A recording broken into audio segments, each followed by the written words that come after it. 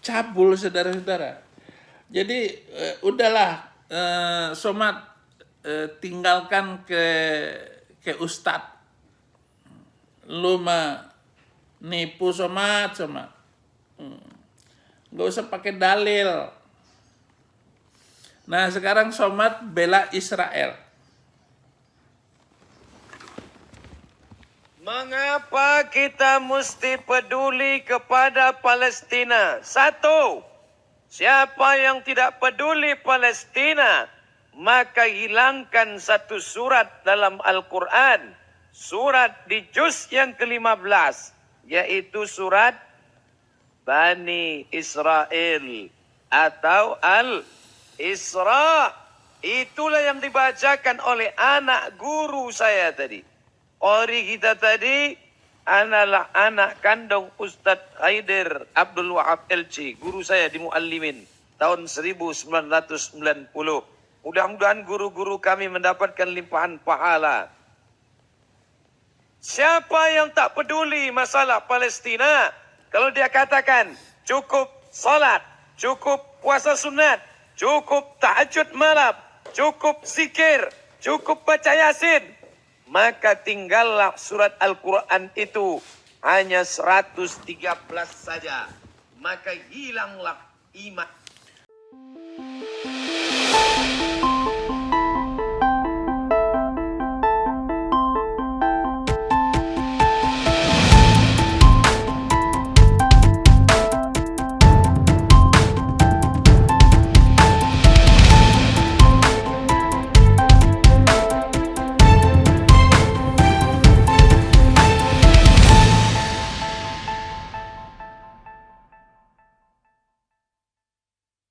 Shalom Bapak Ibu Saudara, yang dikasihi Tuhan Yesus Kristus. Ketemu kembali kita di channel Gereja YouTube, dengan saya di sini Abdullah yang rindu melayani Tuhan dan masih belajar lagi tentang kekristenan dan masih mau lagi dimuridkan di Gereja YouTube ini dengan studi pengajaran kekristenan. Gimana kabarnya Bapak Ibu?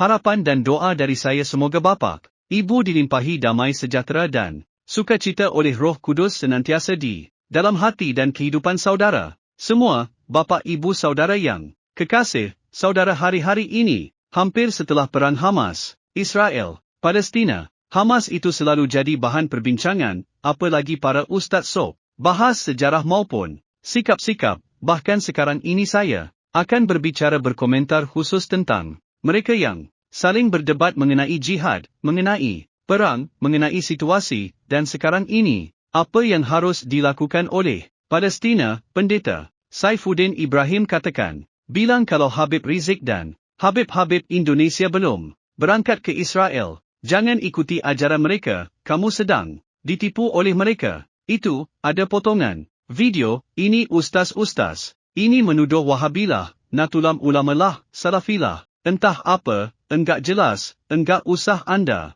belajar tentang mereka itu, enggak usah, oh mereka sendiri belajar Islam enggak, becus. Jadi sosok pendeta Saifuddin Ibrahim ini berani sekali mengatakan ustaz-ustaz di Indonesia gak becus, kalau dia belum ke Israel, gak usah bicara kekristenan Israel. Mari sebelumnya kita saksikan video berikut ini. Shalom, damai dalam Kristus, damai yang paling tenang, damai yang paling sukses karena Yesus sudah merasakan bagaimana memberi contoh hidup sebagai pejuang, sebagai pembawa berita kebenaran. Ini Somad ini semua khutbahnya, semua jawabannya lucu dan bertentangan dengan kitab sucinya. Nanti bagaimana sejarah Muhammad itu dia langgar, kontradiktif dengan apa yang diajarkan Somad. Memang hadisnya ada, begitu benar Somad ini kalau dalam ngomong, tetapi kelakuan Muhammadnya yang bertentangan dengan apa yang diajarkan Somad.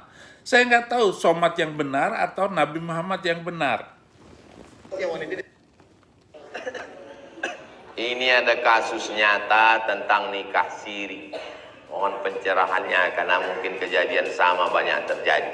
Seorang laki-laki sudah berbini, mau menikahi seorang janda.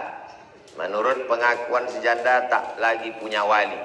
Maka mereka mencari seorang ustadz untuk menikahkannya. Pertanyaannya, apakah sah ustadz tersebut sebagai wali? Padahal mereka tidak ada hubungan keluarga dengan si perempuan. Menurut mazhab Hanafi, mazhab apa? Hanafi. Perempuan bisa menikahkan dirinya sendiri tanpa wali. Kalau secara fikih. Tapi menurut kompilasi hukum Islam Indonesia, Indonesia menganut mazhab Syafi'i. Tidak sah perempuan nikah tanpa wali. Karena Indonesia memakai kompilasi hukum Islam berdasarkan mazhab Syafi'i. Jelas jawaban saya? Secara fikih sah apa tak sah? Sah. Secara negara? Tidak sah. 2.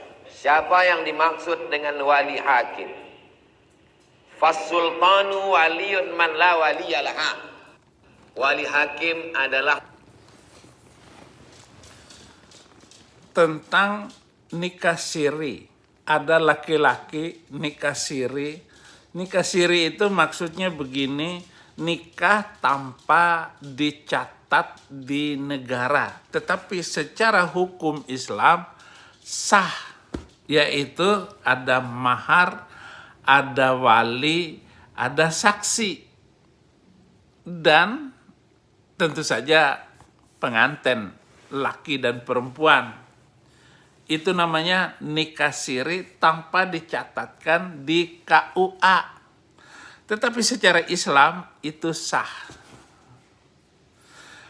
Pertanyaannya, boleh nggak seorang laki-laki Muslim ya sudah ketemu di atas ranjang begitu, saya menikah dengan kamu. Walinya Allah, saksinya Jibril. Oh, haram. Tanyakan kepada seluruh kiai di dunia, pasti itu perkawinan haram. Tetapi peristiwa perkawinan Muhammad dengan Zainab binti Jahsy, yaitu menantunya,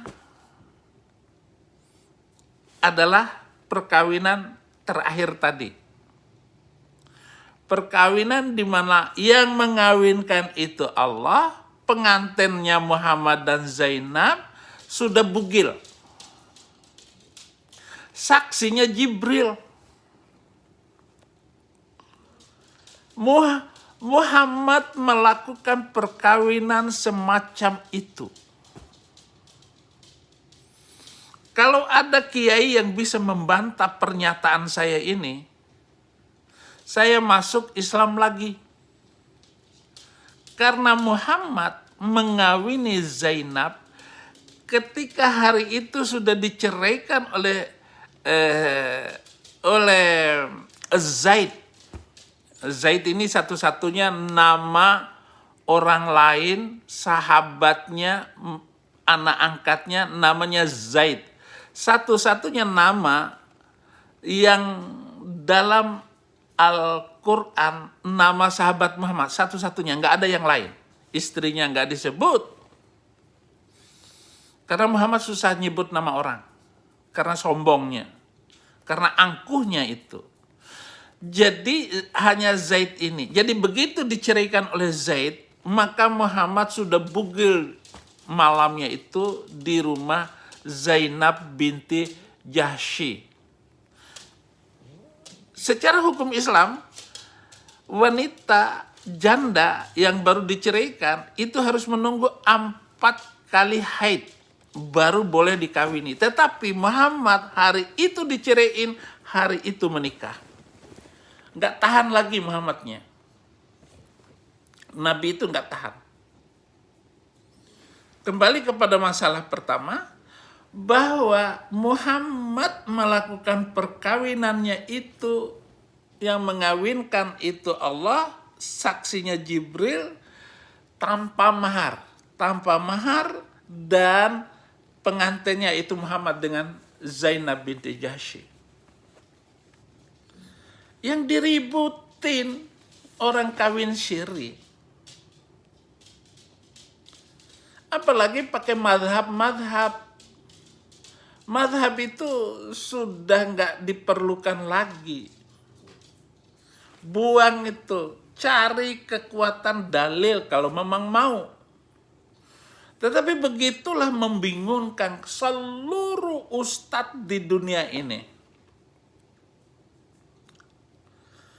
Jadi membenarkan kelakuan Nabi Muhammad yang buruk itu, di mana dia Allah yang mengawinkan, Jibril saksi. Dua-duanya nggak ada. Itu sama dengan berzina, Bung, berzina. Itu kasus yang dilakukan oleh Muhammad. Tanpa kita mendengar apa pertanyaan kepada Somad itu. Somad ini pintar ini ngomongnya. Dia akan keluar dari ini untuk membenarkan bahwa Muhammad itu boleh kawin tanpa wali dan saksi. Boleh kawin tanpa wali dan saksi karena ada sejarahnya yang ketangkap. Ada sejarahnya yang ketangkap. Keluar dari seluruh undang-undang yang dibuat oleh Muhammad itu sendiri. Itu kasus yang pertama. Yang saya harus permalukan. Ya sebenarnya bukan permalukan. Fakta, sejarah yang tidak bisa dibantah oleh kiai manapun di Indonesia. Tidak bisa dibantah. Silakan marah. Yang kedua, kasus yang kedua untuk menjawab kebodohan Somad dan seluruh Habib di Indonesia, seluruh Muslim di dunia. Kasus yang kedua, Muhammad dapat hadiah perempuan untuk dijadikan budak, pembantu rumah tangga. Kemudian ditempatkan ke rumahnya Hafsah, istrinya, anak dari Umar bin Khattab, ditaruh di situ. Ini wanita Mesir itu cantik. Cantik, memang dipilih oleh Raja Muqawqis untuk diserahkan kepada Muhammad, untuk membantu Muhammad. Sesampainya di sana di Arab, di Madinah, ditaruh di rumah Hafsah. Muhammad ngiler, air liurnya jatuh ngelihat cewek Mesir. Bagaimana cara meniduri ini pembantunya ini? Dia bohongin Hafsah. Dia bilang bapakmu memanggil kamu. Pergilah Hafsah mencari ayahnya. Ma, bapak mana? Bapakmu pergi. Ini nabi saya ini, suami saya ini bohongin saya. Dalam hatinya Hafsah. Pulang ke rumah. Ngelihat itu nabi, suaminya sedang kelenta-kelentu dengan Maria Kibiti, yang diganti namanya dengan Maryam Al-Kibitiyah. Dia lagi kelenta-kelentu sama pembantunya. Marahlah Hafsah. Hafsah bilang, pada hari giliranku, di rumahku, di atas tempat tidurku, engkau meniduri pembantuku. Muhammad bilang, jangan keras-keras dan jangan kasih tahu orang. Karena akan geger. Muhammad meniduri pembantunya. Marah sekali. Lalu saudara-saudara, Muhammad turun ayat dadakan. Ayat dadakannya itu surat ke-66 ayat 1. Ya ayyuhan nabiyyu lima tuharrimu ma a'allallahu lak tabagi mardata azwajaka Allah Ghafurur Rahim. Wahai Nabi, kenapa kamu mengharamkan apa yang dihalalkan oleh Allah, hanya mencari kesenangan hati istri-istrimu? Dan sesungguhnya Allah itu begana begono. Ayat ini menghalalkan Muhammad menikah dengan pembantu. Allah ini mengharamkan budak boleh ditiduri kapan saja oleh tuan.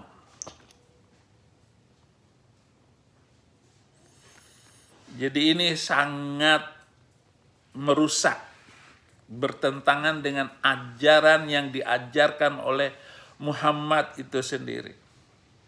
Muhammad mengharamkan meniduri istri yang lagi haid. Tetapi Muhammad menikah dengan Maimunah yang sedang dalam keadaan haid. Maimunah dinikahi pada musim haji. Jadi Muhammad ini tidak mampu mengendalikan nafsunya kalau sudah lihat wanita cantik.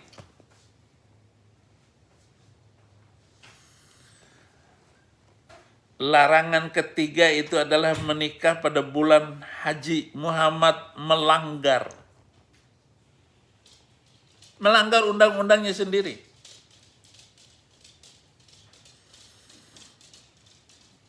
Poligami hanya 4. Muhammad menikah dengan meniduri 30 wanita. Ngapain ngajarin masalah hukum menikah, Somat? Nggak usah, Somat.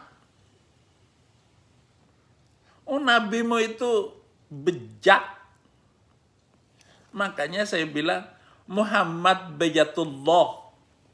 Muhammad itu cabulullah, cabul. Urusan pencabulan ini, saudara-saudara. Dan inilah sebabnya Majelis Ulama Indonesia itu membayar polisi supaya menjemput saya pulang ke Indonesia. Tangkap langsung. Karena Saifuddin Ibrahim ini berbahaya. Kata TV One, saya ini orang paling bahaya. Kan katanya pemecah belah agama. Ngapain agama dipecah belah? Lu sendiri sudah pecah.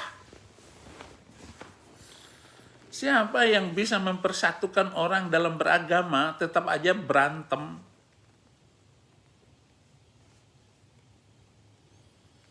Yang susah itu bersatu di dalam kebenaran dan membela keadilan. Jadi video Somad ini tentang kawin siri. Muhammad satu menikah dengan menantunya tanpa wali dan saksi dari manusia. Jadi nggak ada pesta atau apa-apa. Yang nyaksiin siapa, yang kawin siapa. Maka turunlah Quran surat ke-33 ayat 37. Seluruh ahli tafsir di muka bumi, jawab dengan baik apa yang saya katakan ini. Ya sama persis. apa yang dilakukan oleh Ganjar Pranowo, calon presiden Indonesia Ganjar Pranowo. Boleh nggak nonton video porno? Atau tanyakan kepada pendeta seluruh dunia, apakah pendeta boleh nggak nonton video porno? Atau tanyakan kepada Habib Rizik, apakah Habib Rizik nonton video porno seperti calon presiden Indonesia? Hal begitu saja sudah nggak bagus kok. Apalagi Muhammad menikah tanpa wali dan saksi. Ayo coba tanya. Apa yang terjadi semuanya? Yang kedua, Muhammad membolehkan meniduri pembantu karena dia yang melakukan lebih dulu. Dia berzina dengan Maria Kibiti dengan cara menipu istrinya. Istrinya yang bernama Hafsah kadalin, istriku, kamu sedang dipanggil oleh bapakmu. Pergi Hafsah. Ternyata ditipu sama Muhammad. Balik, lihat suaminya sedang meniduri pembantunya Hafsah, orang Mesir, Maryam. Semula namanya Maria karena orang Kristen, Maria ini. Nah, dalam bahasa Arab Maria itu Maryam, istrinya Maryam Al-Kibiti, orang Mesir. Maka seluruh ayat Al-Quran, termasuk surat keempat ayat 3, illa ma malakat aimanukum, kecuali pembantu-pembantumu, menghalalkan tidur dengan budak.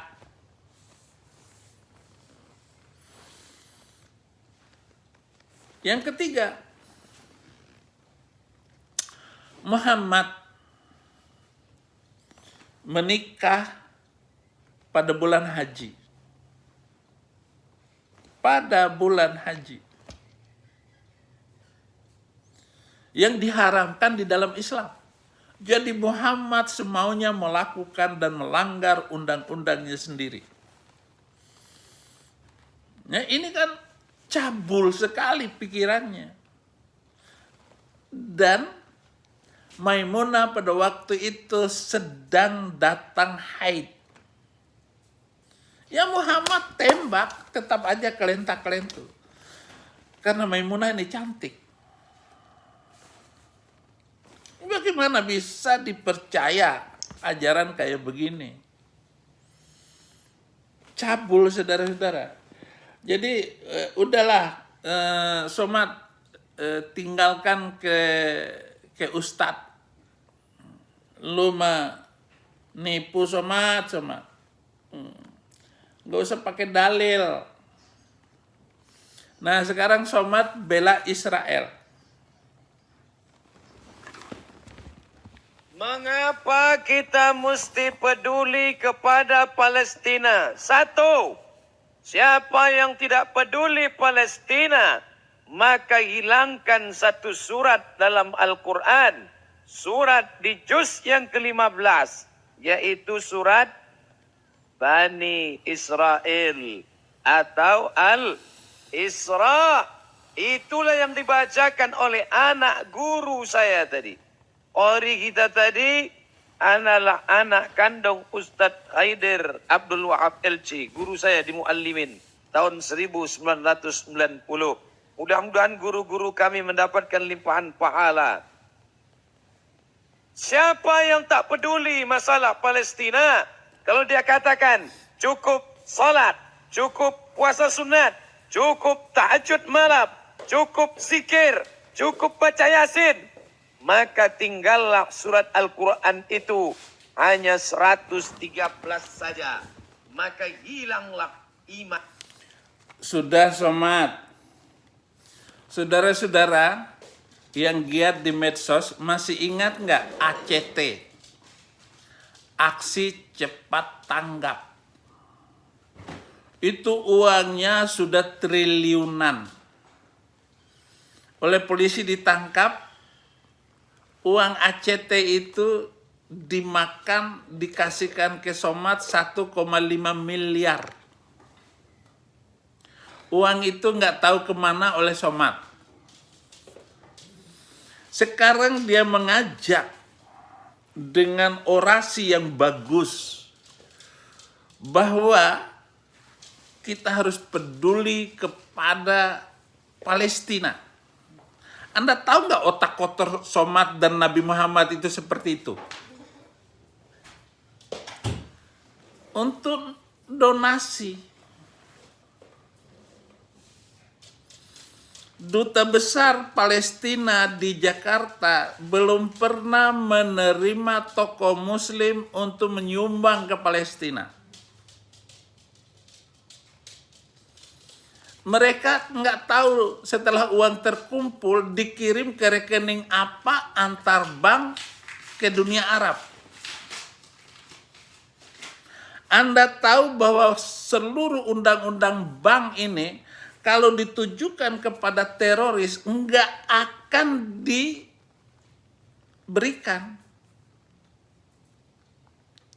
Maka banyak uang di Bank Indonesia itu uang yang tidak bisa dikirim karena mendukung terorisme.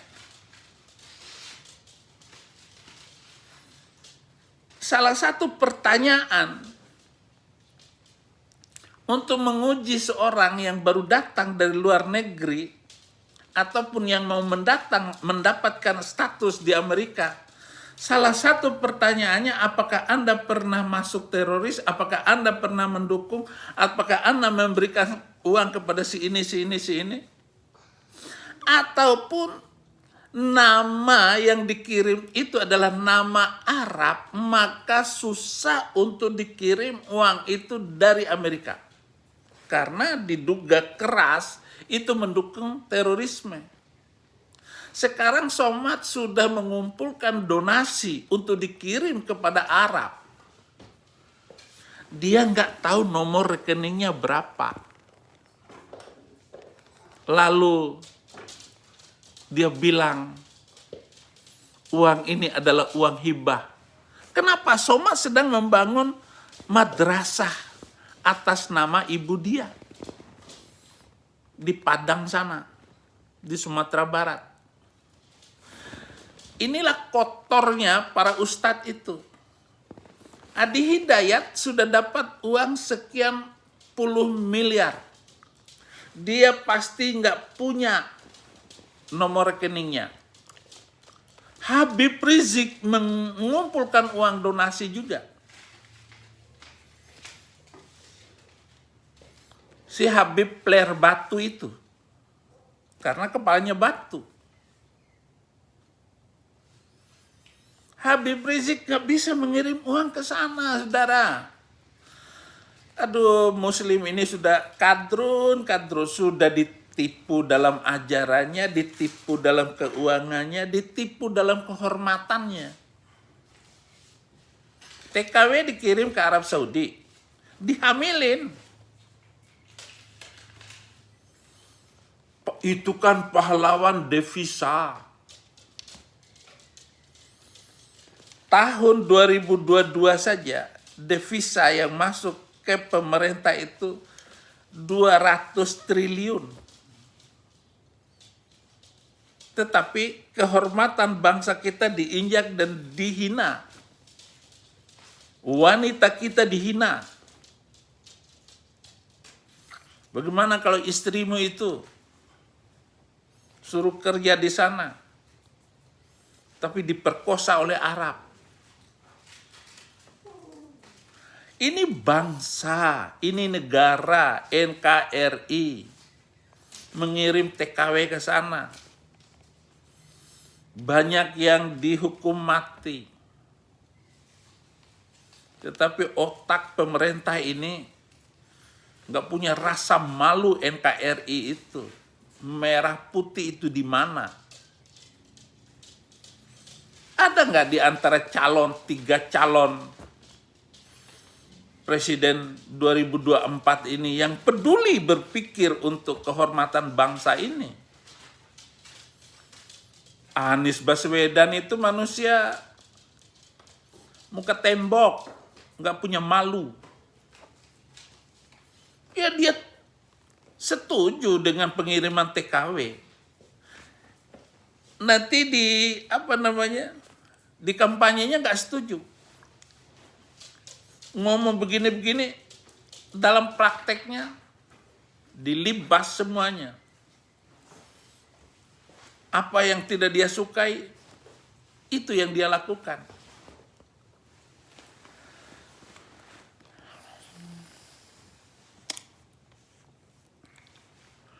Somad ini aduh pintar menggalang donasi.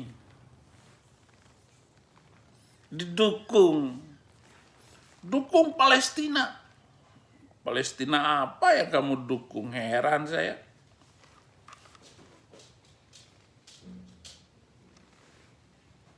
Maulid Nabi bid'ah, Isra Mi'raj bid'ah, menyambut 1 Muharram bid'ah, malam nisfu Sya'ban bid'ah, berdoa mengangkat tangan mengusap ke muka bid'ah, pakai hadis dhaif bid'ah, talqin mayat bid'ah, tahlil bid'ah, maka bertarekat bid'ah.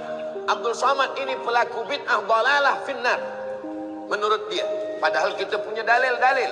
Yang kedua, orang yang bertawassul kata dia musyrik. Bertawassul dengan Syekh Abdul Qadir Jilani musyrik. Bertawassul dengan Bahaguddin Naqsabandi musyrik. Bertawassul dengan ulama-ulama musyrik. Padahal ulama Ahlus Sunnah wal Jamaah menyusun kitab. Muhaddis dari Maghribi, Syekh Abdullah bin Siddiq Al-Ghumari, menulis kitab Ittihaful Azkiya bijawazit tawassul bil awliya wal anbiya. Boleh bertawassul. Aku bertawassul kepada engkau ya Allah dengan kemuliaan Syekh Abdul Qadir Al-Jilani. Mereka mengatakan orang yang bertawassul berarti dia musyrik karena dia meminta kepada wali-wali Allah. Yang ketiga, mereka mengatakan orang yang mentakwil ayat mutasabihat kafir. Sedangkan Asy'ariyah mentakwil ayat mutasabihat. Ar-Rahman 'alal arsy. Saya keliru. Sudahlah Somad. Lu memang ahli bid'ah dan pasti masuk neraka, Somad. Ngomong ayat ini, ngomong hadis ini, ngomong itu. Kembali kepada Muhammad. Muhammadiyah itu adalah kembali kepada Muhammad. Yang benar Islam itu adalah Muhammadiyah.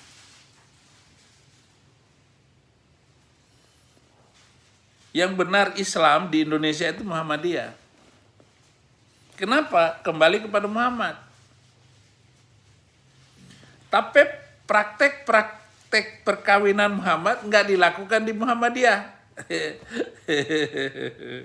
Ngomong kembali kepada Muhammad, tetapi Muhammadiyah tidak berani melakukan tindakan kejahatan seksual yang dilakukan oleh Muhammad. Ini berdasarkan sejarah.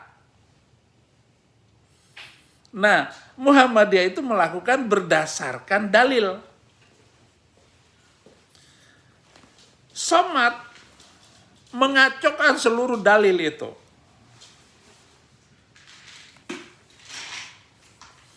Somad itu manusia bid'ah. Tahlilan, la ilaha illallah itu enggak masalah, tetapi perlakuan ibadah ritualnya itu dibuat-buat yang tidak dilakukan oleh Muhammad. Muhammad enggak pernah baca Yasin di kuburan, bid'ah. Itu yang masuk bid'ah. Enggak tahlilan, enggak bertawassul. Bertawassul kepada Kiai Hashim Asy'ari supaya masuk surga. Itu ajaran konyol. Ajaran kacau. Kacau itu ajaran. Mau belajar di mana, mau ngapain di mana. nggak jelas semua ajaran Islam ini wah kacau saudara-saudara. Makanya jangan masuk Islam, lu bego, dibego-begoin. Itu hadisnya itu. Jadi begini, enggak seperti di Katolik. Katolik itu saudara-saudara, itu lebih ini lagi. Lu sekolah kapan, belajarmu kapan, kemudian kemampuan kamu di dalam memberitakan, menyampaikan ayat-ayat, itu juga diperhitungkan. Kecerdasanmu juga diperhitungkan di dalam Katolik. Sehingga untuk membuat buku, itu buku mana, tingkatnya kecerdasanmu seberapa, kemudian buku yang ditulis oleh seorang ini harus diperiksa ulang oleh pimpinan. Jadi nggak bisa buku di dalam Katolik itu keluar begitu saja untuk diakui di tataran keyakinan Katolik. Nggak bisa. Di Islam itu boleh siapa saja nulis, siapa saja boleh ceramah. Maka Islam di Indonesia itu akan kacau, rumit, berantakan, balau. Kenapa? Semua boleh ceramah, asal bisa ngaji sedikit, asal bisa ceramah sedikit, walaupun nggak mengerti ayat-ayat. Alhamdulillahilladzi rasulahu bil huda wa dinil haq liyudhirahu 'ala ad-dini kullih wa kafa billahi syahida. Allahumma shalli ala Muhammad wa ali Muhammad. Fasih sedikit saja sudah boleh ceramah. Saya SMA sudah ceramah di mana-mana. Kuliah saya sudah ceramah di seluruh Jawa Tengah. Saya kuliah, saya ceramah di mana-mana. Seluruh Jawa saya sudah datangin.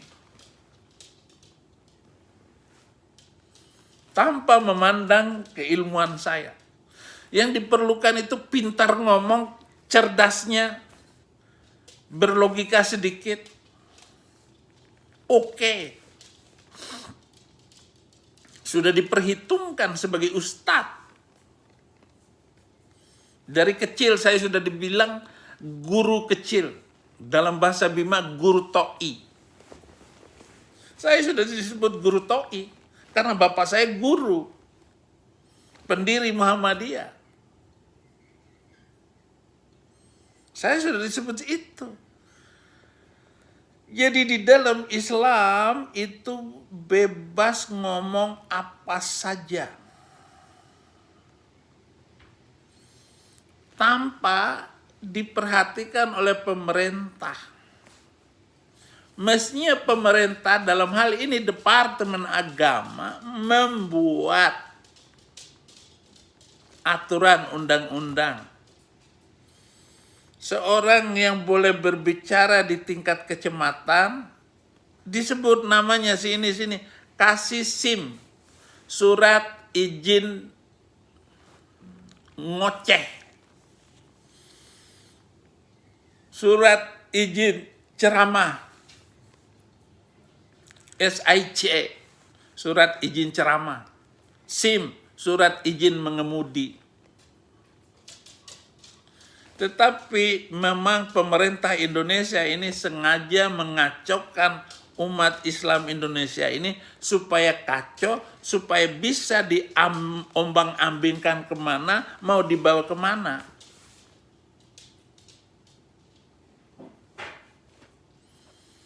Nanti yang harus tanda tangan siapa? Majelis Ulama Indonesia. Orang Majelis Ulama Indonesia itu pusat teroris, kejahatan di mana-mana. Kok mau dipercaya, diyakini, bagaimana? Tetapi memang pemerintah NKRI sengaja membuat ini supaya kacau.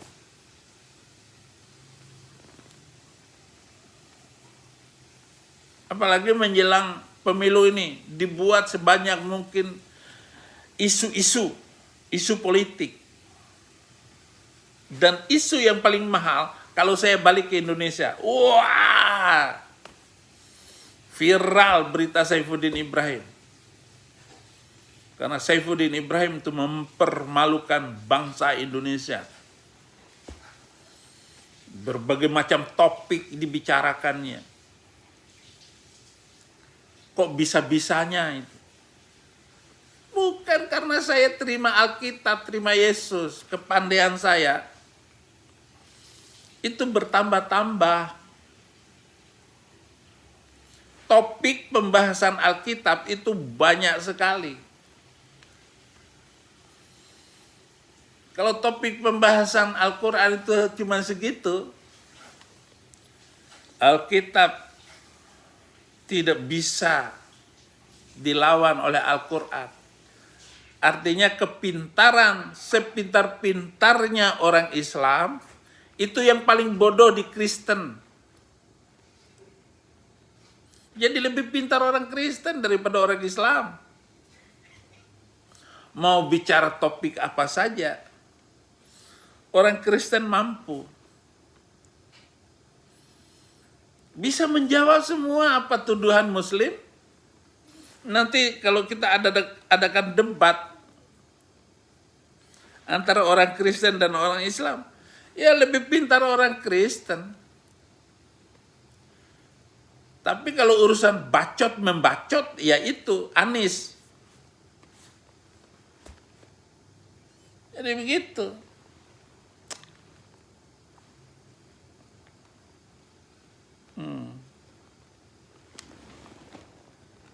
Ustadz, panjang rambut Rasul bukannya sampai bahu. Kok Ustadz rambutnya pendek? Ini sama, yang bertanya sama ya. Rasulullah SAW disebutkan dalam hadis ya, bahwasanya beliau terkadang rambutnya sampai di daun telinga dan terkadang beliau sampai di bahu. Namun para ulama menjelaskan ini bukanlah syariat. Ini bukanlah syariat, tapi kebiasaan orang-orang Arab terdahulu, mereka memanjangkan rambut. Jadi perlu kita bedakan antara sunnah tasyri'iyah dengan sunnah jibiliyah. Sunnah tasyri'iyah yaitu sunnah perbuatan-perbuatan yang dikerjakan oleh Nabi sebagai syariat. Dan ada perbuatan-perbuatan dikerjakan oleh Nabi bukan sebagai syariat, tetapi sebagai konsekuensi beliau sebagai manusia. Konsekuensi beliau sebagai manusia. Contohnya, beliau alaihi salatu wassalam disebutkan dalam Syama'il Muhammadiyah, kalau beliau berjalan, cara jalan beliau agak cepat dan agak menunduk, badannya agak apa? Merunduk. Apakah disunahkan kita jalan sambil seperti cara Nabi SAW? Jawabannya tidak. Beliau begitu jalannya. Ya. Disebutkan misalnya dada beliau bidang, kemudian ya, apakah harus disunahkan badan dada kita harus? Kenapa Muhammad jalannya menunduk? Karena banyak orang-orang yang diperkosanya di jalan itu, malu. Muhammad itu jalannya kayak onta berjalan. Malu. Oh, kalau saya nggak ada. Saya kalau ini bicara dengan orang melotot. Melototin apa? Kalau Muhammad melotot buat dadanya. Maaf sekali kalau saya menghina itu, maaf sekali.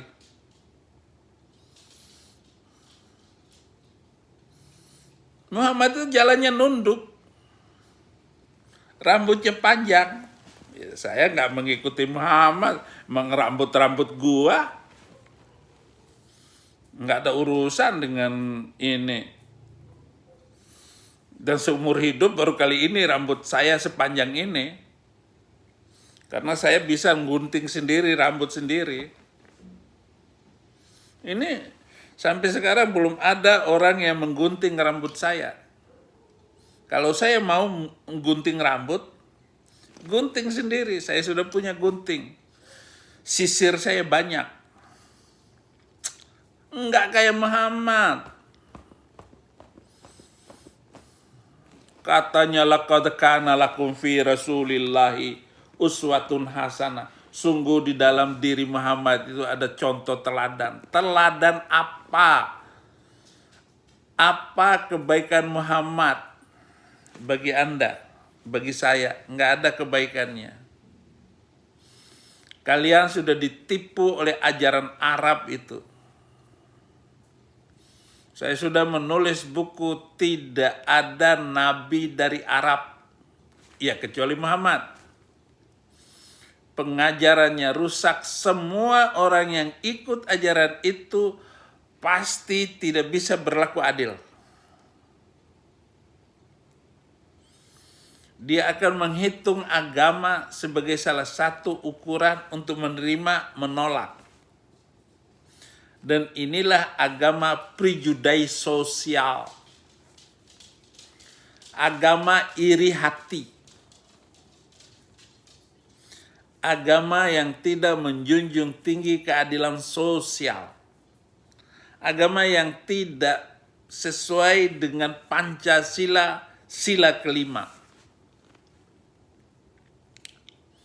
Tidak adil dalam bersosial. Mau terima pegawai negeri. Itu yang dilihat agamanya. Di kolom KTP-nya itu. Makanya di fotokopi KTP-nya agamanya apa? Jadi secara sosial, Islam itu bukan agama sosial. Islam itu agama asosial, ahistori. Pokoknya adil, tidak adil. Itulah Islam.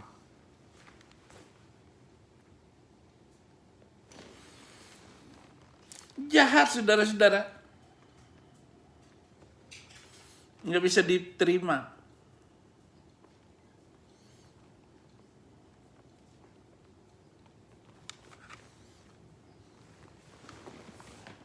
Bismillah. Maaf bisa bertanya Ustaz, bagaimana hukum sebuah lembaga pendidikan yang bermanhaj salaf mengadakan upacara bendera lengkap, membaca Pancasila, Undang-Undang 45, dan melantunkan Indonesia Raya tanpa iringan musik? Dan apakah boleh hormat kepada bendera? Betul Ustaz. Ya maksudnya kalau pertanyaan ini berasal dari lembaga kenal sunnah, ini juga sebenarnya. Karena biasanya nanya-nanya seperti itu dari kelompok-kelompok yang radikal biasanya. Memang dasarnya tidak mengakui ada negara, tidak percaya, tidak mengakui Pancasila.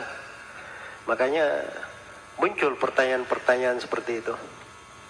Ya kalau dia seorang yang kenal sunnah, dia sudah mengerti masalahnya. Hormat bendera itu kebiasaan berjalan di dalam negeri ini.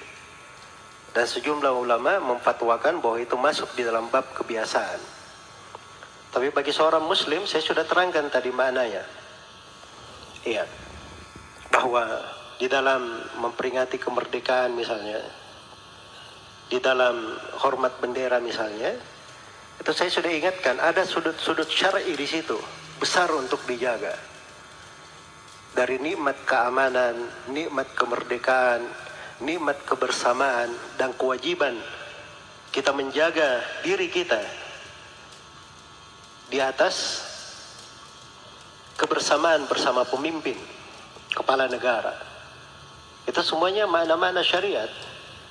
Mana-mana syariat, tidak ada pelanggaran syariat di dalam hal tersebut. Indonesia Raya itu apa yang salah di dalam? Orang melantunkan nasyid, kalimat-kalimat yang bagus, tidak ada kesalahan. Itu nggak ada masalah, apalagi maknanya bagus. Nah, ini Ustadz NKRI bolehlah dipercaya. Tapi Ustadz ini mendalam pemahaman agamanya, hadis-hadis dan ayat-ayat Quran, dia menguasai, kelihatan dari cara dia menyampaikan. Tetapi dia masih percaya sama Muhammad gombal-gambul itu. Nabi yang begitu, kelakuannya begitu. Dia melakukan pembunuhan. jelas sekali. Apalagi kalau berhadapan dengan saya ya sudah selesai, putus urat malunya kalau berhadapan dengan saya. Saya itu tukang sikut, tukang sikat. Sikut kiri kanan. Jadi kembali inti dari video-video saya, inti dari pengajaran YouTube saya ini adalah mengasihi manusia. Supaya tidak terlalu terjerat oleh pikiran pemahaman agama yang keliru, pemahaman agama yang tidak berasaskan kepada kemanusiaan dan cinta Tuhan, maka agama itu akan dipakai untuk prejudice sosial, untuk kebohongan sosial, cemburu sosial. Saudara-saudara, kejahatan itu nggak perlu diajarin. Anak kecil itu berantem sejak kecil. Sudah berantem anak itu. Tetapi firman Tuhan itu adalah membawa anak ini mengenal Tuhan yang Maha Pengasih dan Penyayang. Muhammad, hanya karena urusan selangkangan, dia membangkang dari nilai-nilai kebenaran firman Tuhan. Skim tadi video yang disampaikan pendeta ini, bagikan video ini kepada saudara dan rekan-rekan kita di grup WhatsApp dan di media sosial kita, agar banyak jiwa lagi hadir untuk dekat kepada Tuhan, agar mereka diselamatkan. Terima kasih Tuhan Yesus memberkati. Cukup ₹10,000 per pekan, puji Tuhan kita dapat menjadi dampak, menjadi bagian pembagian Alkitab gratis. Saudara gereja YouTube mau enggak ambil bagian dalam program membagikan 1 juta Alkitab gratis di Indonesia? Saya percaya pasti mau. Dari gereja YouTube buat gerakan membagikan 1 juta Alkitab ke seluruh pelosok Indonesia. Pasti saudara mau satu Indonesia faham Alkitab. Kita punya sebuah program membagikan 1 juta Alkitab gratis di Indonesia. Yap, jadikan Indonesia dengan membagikan Alkitab, membagikan kabar baik, dan pastinya kita mau membagikan Alkitab dengan bentuk fisik. Nah ini, kalau kita bersama-sama dukung ini bisa bergandengan tangan, kita gunakan channel gereja YouTube untuk terus bergerak maju dan berdampak mewujudkannya bersama. Misinya apa? Kita ingin mencetak 1 juta orang yang hafal dan haus akan firman Tuhan, yaitu melalui Alkitab gratis. Nah kalau ini bisa terjadi, 1 juta penduduk Kristen Indonesia bisa membaca Alkitab, maka kalikan 10. Maka 10 juta orang akan membaca Alkitab, membaca firman Tuhan. Dengan itu, ini tidak akan terwujud kalau tidak dengan cara bergandengan tangan. Saudara-saudara gereja YouTube, kita gunakan channel gereja YouTube untuk terus berdampak dan melayani lebih lagi. Dukung program ini, agar kita bisa membagikan 1 juta Alkitab gratis di Indonesia dengan cukup sisihkan ₹10,000 per pekan. Puji Tuhan kita dapat berbagi, berdampak memuliakan nama Tuhan Yesus. Yak ikutan detailnya ada di kolom deskripsi atau bisa melalui rekening gereja YouTube yang dinaungin atas nama Yayasan Cipta Pelita, nomor bank BRI 04210034205666 dengan menulis P8, artinya program ke-8 gereja YouTube. Mungkin itu pengumuman kali ini. Saya Abdullah dan semua tim pelayanan di gereja YouTube dan Yayasan Cipta Pelita mengucapkan banyak terima kasih. Tuhan Yesus memberkati.